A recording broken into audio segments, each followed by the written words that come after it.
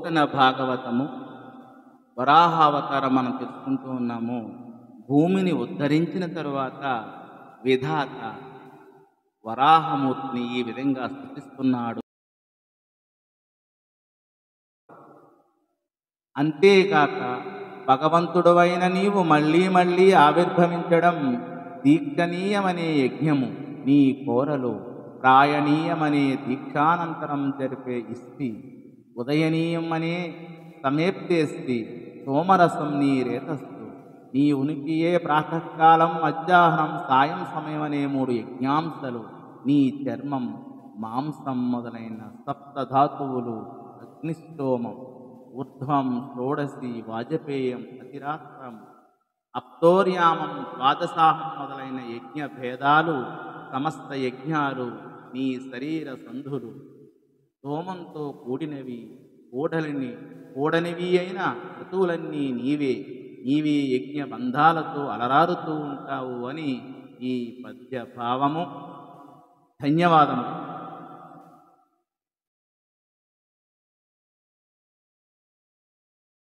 పోతన భాగవతము విధాత వరాహస్తుతి చేయుట.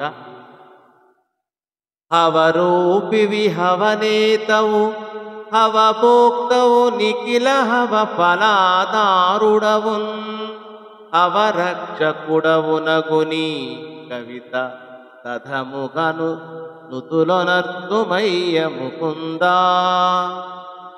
అవరూపివి హవనేతవు హవభోక్తవు నిఖిల హవ ఫలాధారుడవున్, అవరక్షకుడవునగునీక వితథముగా నుతులొనర్తుమయ్య ముకుందా. భూమ్యుద్ధరణ చేసిన దేవదేవుని దేవతలు స్తుతిస్తున్నారు.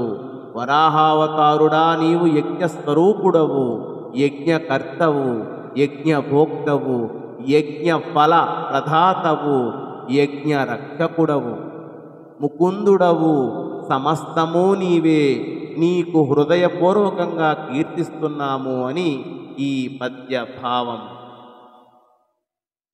సత్వగుణమున సద్భక్తి సంభవించు, భక్తియుతముగ చిత్తంబు భవ్యమగును, హృదయ పద్మంబునందోలి నిరుగబడిన అట్టి నీకు నమస్కారమయ్య వరదా.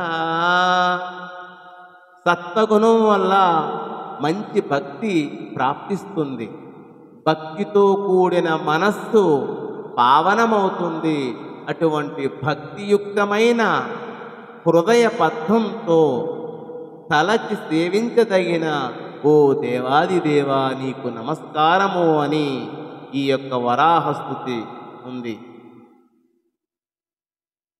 అరవిందోదర తావకీన సితతంస్త్రాగ్రావలగ్న క్షమాధర, నజ్జప్తిన తాటవీయుత సమిద్దక్ష్మాతలంబొప్పే, బాసురకాసార జలావతీర్ణ మదవచ్చుండాల రాటంత శేఖర, సంసక్త వినీల పంకజ మురేకంబుల్పు దీపింపగన్, పంకజమురేకంబుల్పు దీపింపగన్.